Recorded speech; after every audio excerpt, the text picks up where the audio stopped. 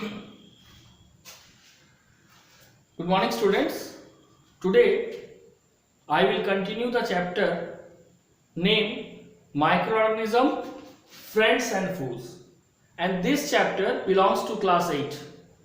In the previous lecture I have already dealt about the friendly nature of the microbe, and today I will deal about the enemy, that is foe nature of the microorganism. Now I will explain how it behave as an enemy. Okay, now let's start. Microorganisms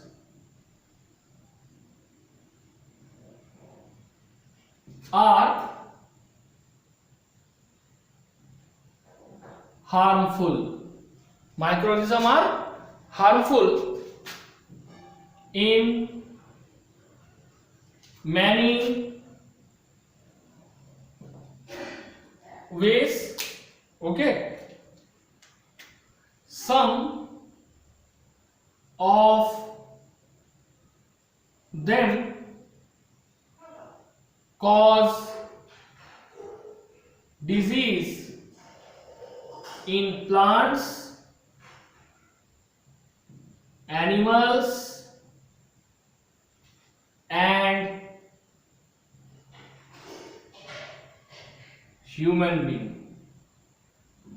Some of them cause disease in plant, animal, and human being. Such disease causing microbes are called pathogen. जो microbe disease cause करता है उसको क्या कहा जाता है?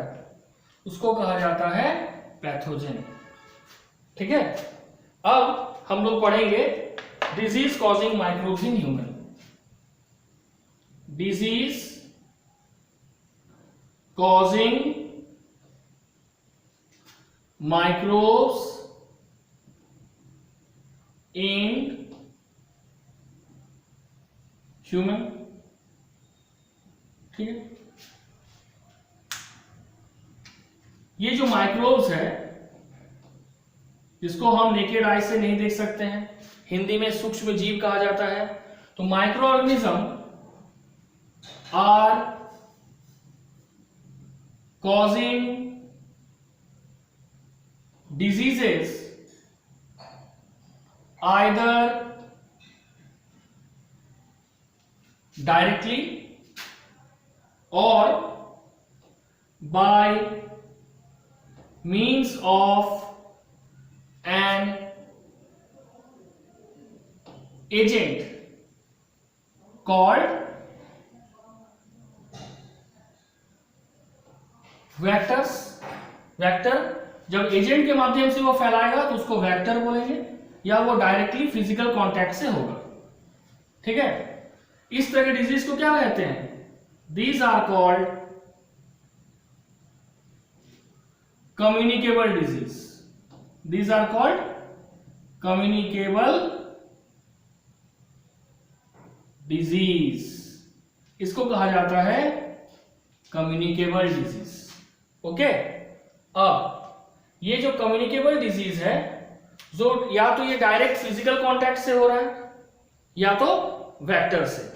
तो जो तुम्हारा फिजिकल कांटेक्ट से हो रहा है, ठीक है, उसमें बहुत आ जाएगा. लेकिन जो वेक्टर से हो रहा है, ठीक है, फिजिकल कांटेक्ट से बहुत सारी चीजें, पॉक्स, ये सब वेक्टर से कौन कौन होते हैं? वेक्टर के रूप में जैसे हाउस फ्लाई, मक्खी जो है, ये जब किसी डिकेइंग ऑर्गेनिक पार्ट्स में, या तुम्हारा जैसे कि हम गार्बेज बोलते हैं, गार्बेज हम घर के सामने जो डस्टबिन रखते हैं उसमें क्या होता है? घर का जितना भी कचरा वो रखते हैं, प्लस जो ह्यूमन एक्सक्रीटा है उसके ऊपर ये बैठता है, और उस पर्टिकुलर डिकेइंग सब्सटेंस में या एक्सक्रीटा में जो भी माइक्रोब्स है वो उसके बॉडी में स्टिक करता है. किसके बॉडी में? हाउस फ्लाई के बॉडी में. अब ये मक्खी जब अलग अलग जगह में जाता है, वाटर और फूड में बैठता है, तो उसमें ये उस जर्म्स को इंट्रोड्यूस कर देता है, and by this it is transferred from one organism to another. ठीक है, ये एक हो गया। दूसरा है फीमेल एनोफिलिस मॉस्किटो। ये जो फीमेल एनोफिलिस मॉस्किटो है, ठीक है, ये किसका कैरियर है? Carrier of Plasmodium. और ये प्लाज्मोडियम क्या है? It is the causal organism of malaria. Malaria Plasmodium से होता है और इसको ट्रांसफर, फैलाने का काम करता है फीमेल एनोफिलिस मॉस्किटो। उसी तरह से एडिस मॉस्किटो, ये भी फीमेल है। ठीक है, ये जो एडिस मॉस्किटो है ये फैलाता है, डेंगू स्प्रेड करता है, डेंगू स्प्रेड करता है। क्यों? क्योंकि ये कैरी करता है फ्लैबो राइबो वायरस। क्या कैरी करता है? फ्लैबो राइबो वायरस, जो डेंगू को कॉज करता है। ठीक है, तो ये हो गया वेक्टर। अब हम लोग नेक्स्ट पढ़ेंगे disease caused micro organism in animal. ठीक है,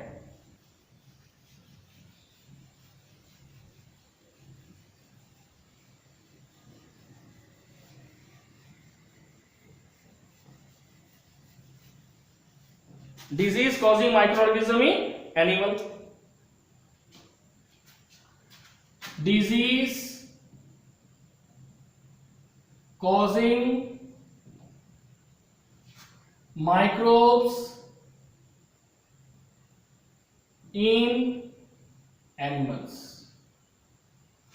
ठीक है, इसमें है कि certain microbes are not causing disease in plant and human, but also in animals। लेकिन ये एनिमल में भी डिजीज कॉज करता है, जैसे कि एंथ्रेक्स। ठीक है, एग्जांपल देखो, anthrax. Anthrax is a dreadful human disease which is also found in animal, which is also found in animal। इसको कौन कॉज करता है? Caused by bacteria. एक बैक्टीरिया से कॉज होता है जिसका नाम है बैसिलस एंथ्रेसिस। ठीक है, बैसिलस एंथ्रेसिस नाम का बैक्टीरिया कॉज करता है एंथ्रेक्स, और ये ह्यूमन में भी होता है और एनिमल में भी होता है। ठीक है, दूसरा क्या होगा? दूसरा होगा फुट एंड माउथ डिजीज, जो कैटल में बहुत ही कॉमन है और ये बरसात में बहुत ज्यादा होता है। फुट एंड माउथ डिजीज, ये भी एक वायरल डिजीज है जो कि तुम्हारा कैटल में होता है। ज्यादातर किसमें होता है? कैटल में होता है। ठीक है, फुट एंड माउथ डिजीज जो किसमें होता है? कैटल में। थर्ड है disease causing microbes in plant. Disease causing microbes in plants. ठीक है, ये नंबर 2 था, ये नंबर 3 होगा। Disease causing microbes in plants. Plants में क्या होगा? सेवरल माइक्रो ऑर्गेनिज्म जैसे कि बैक्टीरिया, वायरस, फंजाई, ये डिजीज कॉज करता है प्लांट्स में। हम कुछ डिजीज का नाम बता रहे हैं और उसका कॉजल ऑर्गेनिज्म। प्लांट डिजीजेस और कॉजल ऑर्गेनिज्म। कॉजल ऑर्गेनिज्म सबसे पहला क्या है? Citrus canker. Citrus canker, citrus का मतलब समझिए आगे नींबू। ये कॉजल ऑर्गेनिज्म है बैक्टीरिया, ठीक है। उसके बाद है yellow Mosaic. Yellow Mosaic virus disease, नाम से ही क्लियर है, इसको कौन कॉज करता है? वायरस। और rust of wheat, rust of wheat, इसको कौन कॉज करता है? फंजाई, ठीक है। तो ये सब है causal organism and these are the diseases. तो साइट्रस कैंकर का हो जाएगा bacteria, yellow mosaic disease of, virus disease of भिंडी, जो भिंडी में होता है जिसको हम ओकरा बोलते हैं, इसमें वायरस से कॉज होता है। एंड रस्ट ऑफ व्हीट किससे कॉज होता है? फंजाई से। ओके, अब हम लोग नेक्स्ट पढ़ेंगे फूड पॉइजनिंग। ये बहुत ही कॉमन है और खास करके अभी जैसा ह्यूमिड क्लाइमेट है ना, और जिस तरह का गर्मी है, इसमें फूड पॉइजनिंग बहुत कॉमन चीज होता है, खास करके इन्फेंट में और एडल्ट में, specially the old age people. They are very oftenly suffering from a problem called food poisoning.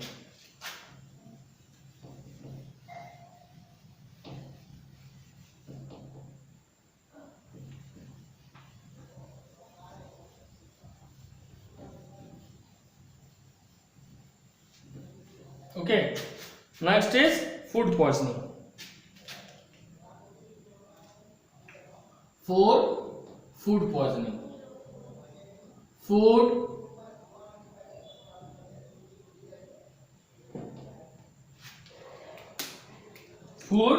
poisoning. What is food poisoning? Illness caused by food what we are taking due to the contamination in it, which is caused by different microbes, especially fungi and bacteria. खास करके ये सबसे ज्यादा fungi और bacteria से होता है, ठीक है। तो बोला जा रहा है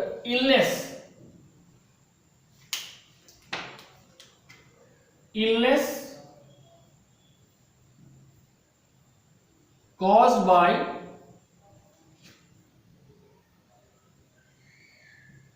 contaminated food caused by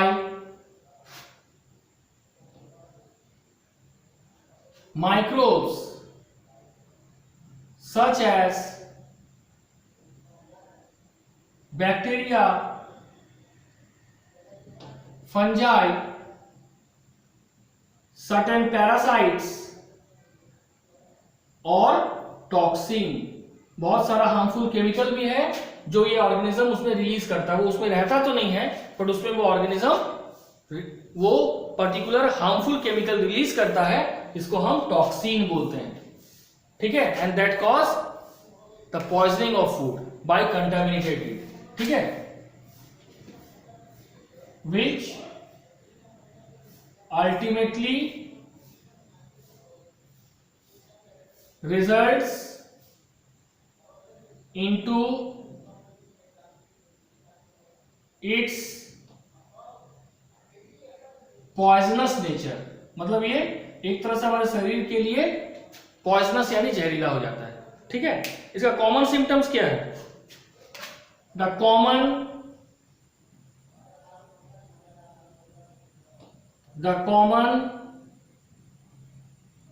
symptoms are, बहुत ही कॉमन, सबसे पहले जी मचलना जिसको बोलते हैं नौजिया, फिर उल्टी जैसा लगना, इसको कहते हैं वोमिटिंग, और लूज मोशन जिसको डायरिया कहा जाता है। ठीक है, ये 3 इसका कॉमन सिम्टम है, किसका? फूड पॉइजनिंग का। और देयरफॉर हम फूड को अगर पॉइजन से बचाना चाहते हैं, we must preserve it properly and must cover it properly to avoid food poisoning. We must properly preserve it, हम उसको बचा के रखेंगे, किससे? By the contamination of microbes like bacteria, fungi, parasite और toxin। ये हो गया फूड पॉइजनिंग, जो इससे भी एक रोल हो गया micro organism as a food. Now food preservation.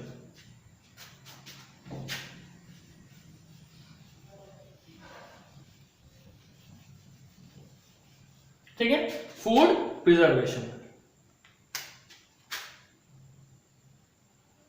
Food preservation, that is 6। Food preservation क्या है? Why we need preservation of food? We all know that food is a fuel for our body. Food हमारे body के लिए fuel है।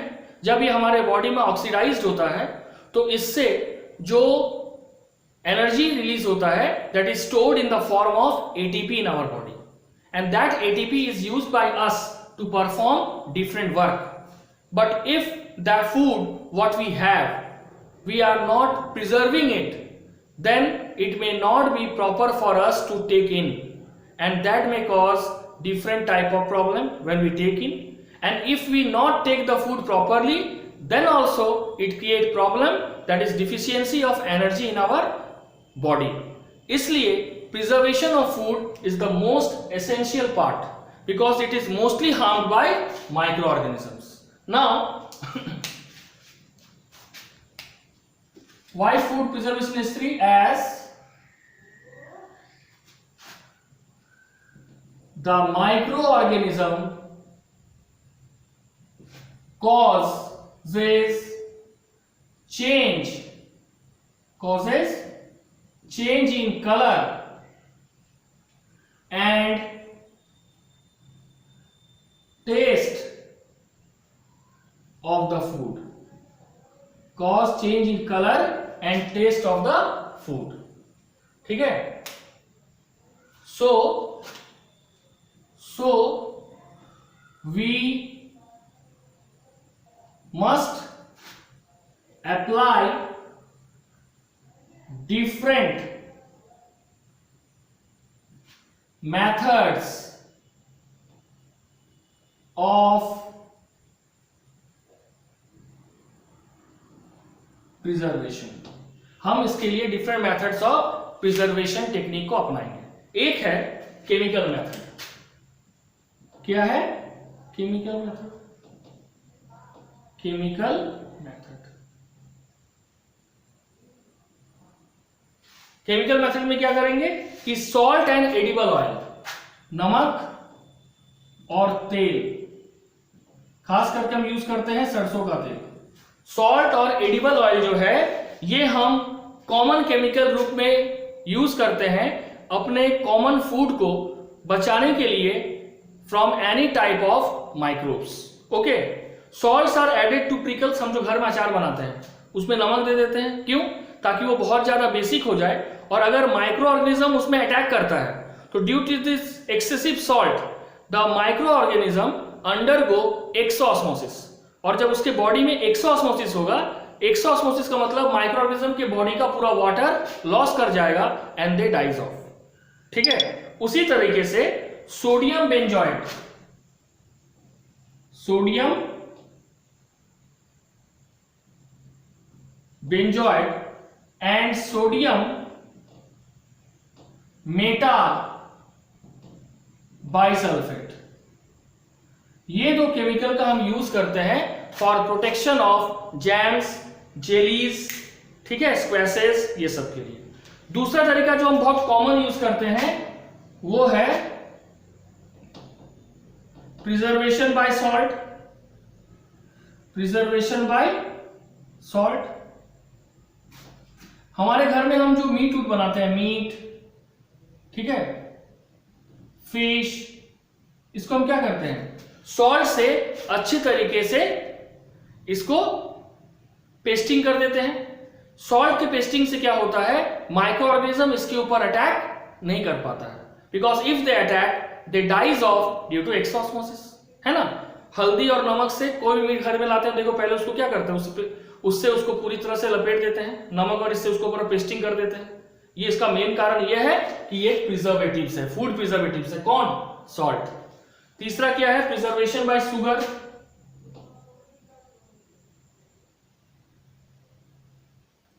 Preservation bye sugar, ठीक है।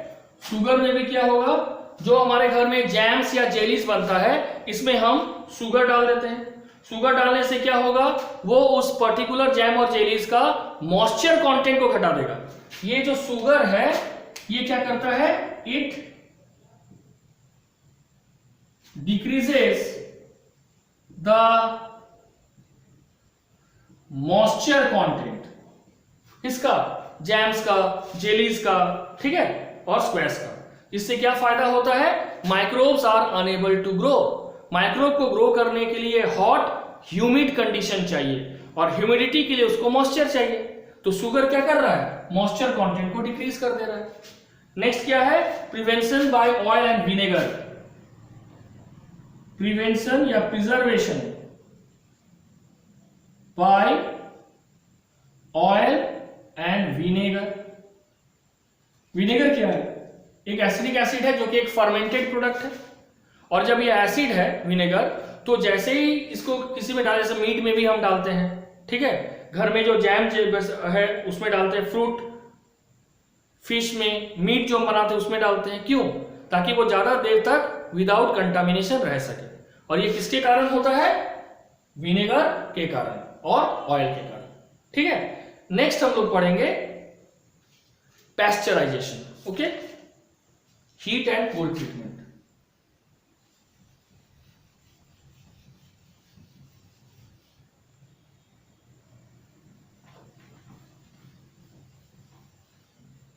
Heat and cold treatment, heat and cold treatment.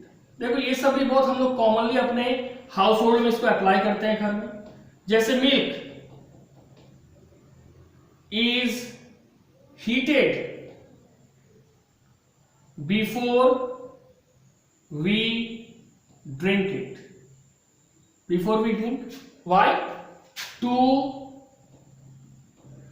kill the microbes if it is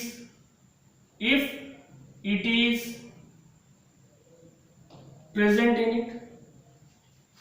ये एक तरीका है। दूसरा क्या है, समटाइम फूड जो है वो रेफ्रिजरेटर में रखा जाता है, हम फ्रिज में रख देते हैं। तो फ्रिज में जब बहुत ही ज्यादा लो टेम्परेचर होता है, micro organism are unable to grow. Food are kept in refrigerator, that is fridge, at a cold temperature to minimize the chances of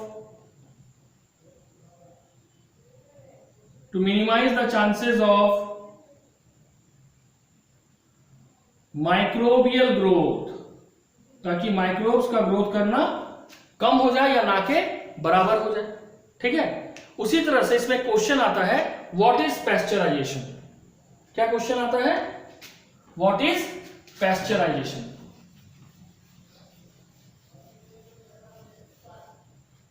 ठीक है, व्हाट इज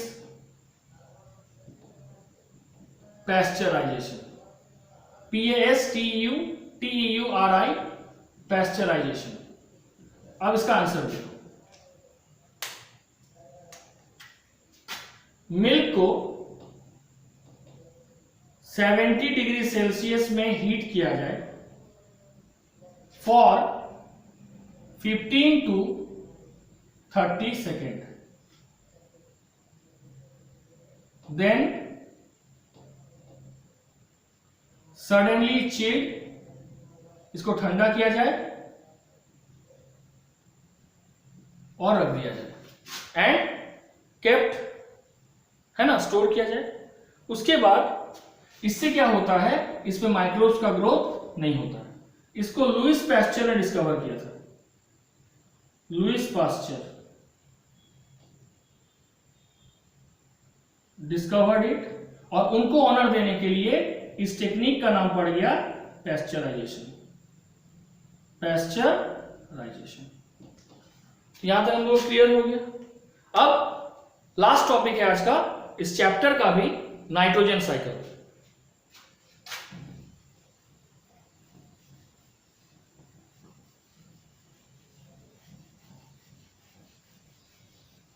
देखो, नाइट्रोजन साइकिल, इसको इस तरह से समझो, एटमॉस्फेयर में 78% नाइट्रोजन है, पहला। दूसरा, it is an essential component, ये एक बहुत ही जरूरी कंपोनेंट है किसका, प्रोटीन का,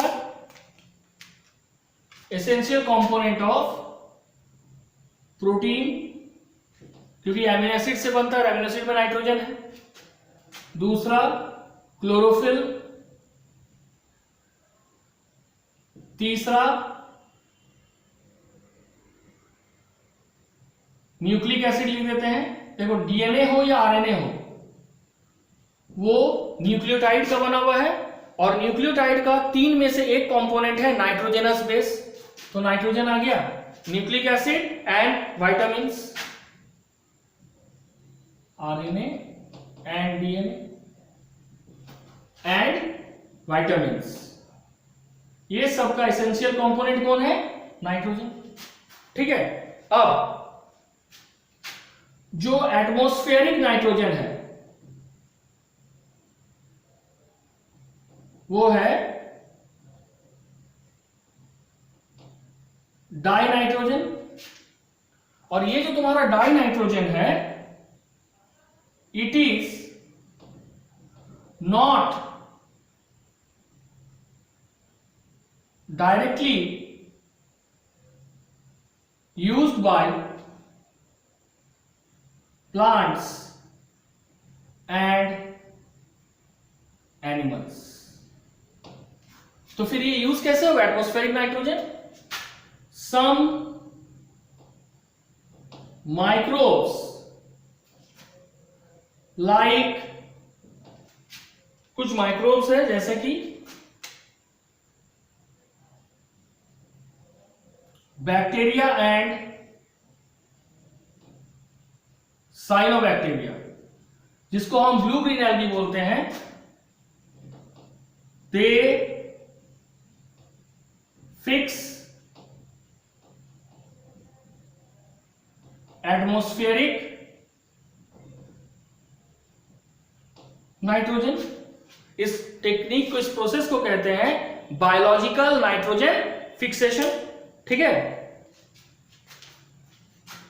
when they fix atmospheric nitrogen, it is converted into usable form, which is taken by plants, which is taken by plants from the soil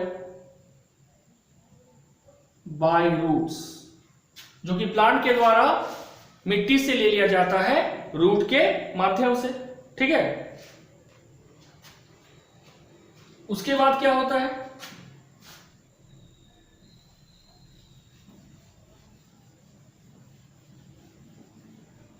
ठीक है। उसके बाद क्या होता है देखो, उसके बाद क्या होगा कि ये जो यूजुअल फॉर्म में है जिसको प्लांट ले लिया सॉइल से by root, it is now utilize by plant. ये प्लांट के द्वारा इस्तेमाल होता है। कैसे? For synthesis of protein and other compounds, protein और अदर कंपाउंड के सिंथेसिस के लिए। अब जो हर प्लांट है, जो एनिमल है, जो हर्बीवोरस है या जो ओमनीवोरस है, उसको एनिमल लेता है। Animal takes this plant protein, animal इस प्लांट प्रोटीन को लेता है। अब प्रोटीन को डायरेक्टली हम पचा नहीं पाते हैं, तो प्रोटीन को पहले ब्रेक करके एमिनो एसिड में कन्वर्ट किया जाता है और फिर उसको मेटाबोलाइज किया जाता है into different metabolic product which are useful for our body. ठीक है। उसके बाद क्या होता है कि जब प्लांट एंड एनिमल्स, जब प्लांट और animals both dies, it is acted upon by a decomposer. इसके ऊपर कौन काम करेगा? डिकम्पोजर काम करेगा। और डिकम्पोजर क्या करेगा? It convert the complex organic matter जो कि प्रोटीनेशियस है इनटू सिंपल सॉल्युबल वन।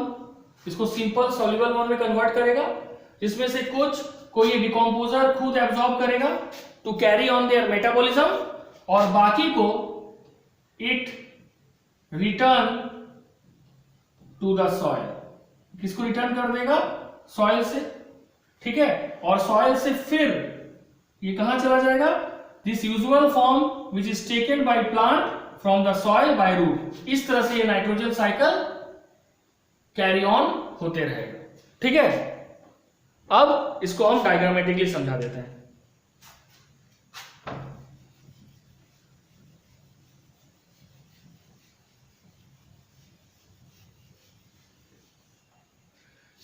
कैसे इसको बनाएंगे? सबसे पहले लिखेंगे एटमॉस्फेरिक नाइट्रोजन, एटमॉस्फेरिक नाइट्रोजन। ठीक है। इसको इस तरह से बना लो। एटमॉस्फेरिक नाइट्रोजन फिक्स होता है 4 तरीके से: biological nitrogen fixation, industrial nitrogen fixation, electrical nitrogen fixation and denitrification. Biological nitrogen fixation,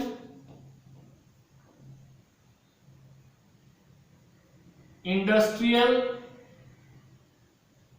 nitrogen fixation,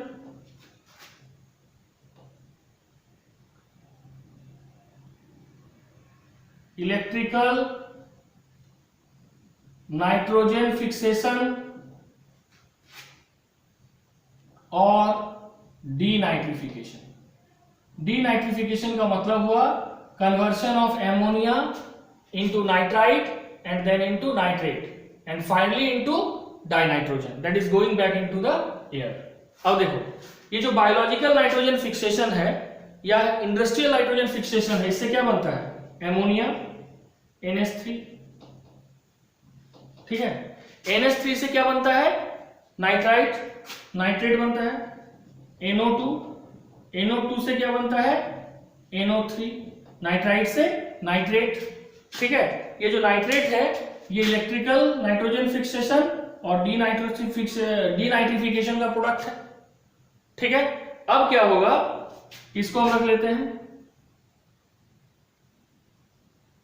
ठीक है, ये जो तुम्हारा नाइट्राइट है ये अपटेक होगा। ठीक है, अपटेक मतलब कौन अपटेक करेगा, इसको सॉइल से अपटेक करेगा plant biomass. Plant biomass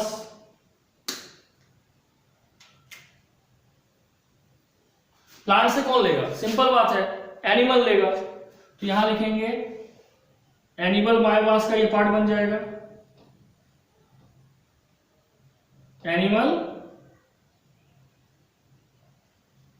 biomass, animal biomass क्या होगा इसमें, ये दोनों जब डेड हो जाएगा, अभी पढ़े,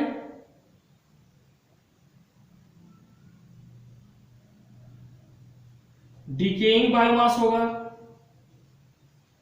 डिकेइंग मतलब सड़ जाएगा। अब इसके ऊपर डिकम्पोजर काम करेगा और डिकम्पोजर में फिर क्या होगा इसका, इसके बाद इसका एमोनिफिकेशन होगा। ठीक है, क्या होगा, एमोनिफिकेशन होगा जो एमोनिया में कन्वर्ट होगा। अब देखो फिर से मैं बताते हैं, नाइट्रोजन, एटमॉस्फेरिक नाइट्रोजन जो है वो डाई नाइट्रोजन के फॉर्म में एटमॉस्फेयर में रहता है, जो पूरे एटमॉस्फेयर में 78% होता है। लेकिन इस डाई नाइट्रोजन को कोई भी प्लांट और एनिमल डायरेक्टली यूज नहीं कर सकता एटमॉस्फेयर से, इसलिए उसको किसका मदद चाहिए, दो ऑर्गेनिज्म, बैक्टीरिया और साइनोबैक्टीरिया। साइनोबैक्टीरिया के पास तो अपना एक स्पेशल ऑर्गन है जिसका नाम है हेट्रोसिस्ट, जिसके द्वारा वो बायोलॉजिकल नाइट्रोजन को फिक्स करता है। जब वो बायोलॉजिकल नाइट्रोजन को फिक्स करता है तो वो सॉइल में जाता है। सॉइल से इसको कौन यूज कर रहा है, प्लांट, और वो प्लांट बॉडी के प्रोटीन और अदर कंपाउंड्स का एक इंपॉर्टेंट पार्ट बन जाता है, जिसको हम लिखे प्लांट बायोमास। जो हर्बीवोरस या ओमनीवोरस एनिमल्स हैं वो इस प्लांट को एक्सेप्ट करता है, ग्रहण करता है, और तब वो उसके बॉडी का इंपॉर्टेंट प्रोटीन और न्यूक्लिक एसिड का पार्ट बनता है, that is called animal biomass. जब दोनों डेड हो जाएगा, it is converted into dead and decaying parts and that is acted upon bye decomposer. Decomposer क्या करता है, इस कॉम्प्लेक्स डिकेइंग बायोमास को सिंपल सॉल्युबल फॉर्म में कन्वर्ट करता है, जिसमें से कुछ पार्ट सबसे पहले वो अपने लिए लेता है ताकि वो उसका यूज कर सके अपने ग्रोथ और मेटाबॉलिज्म के लिए, और बाकी को वो return back to the soil कर देता है। सॉइल से फिर दोबारा प्लांट उसको रूट के माध्यम से लेता है और इस तरह से ये लगातार चल जाता है।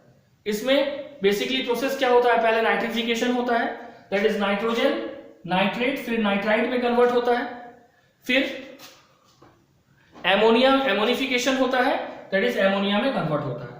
फिर ये केस रिवर्स चलता है जब डिकेइंग होता है, एमोनिया से नाइट्राइट, नाइट्राइट से nitrate, and that process is called denitrification. जब डीनाइट्रिफिकेशन होता है, it is return back to the soil and some of it is released in the form of nitrogen gas by the microorganism, that is also added to the soil in the form of dinitrogen. इस तरह से ये nitrogen cycle हमारे अर्थ में लगातार continuity में चलते रहता है।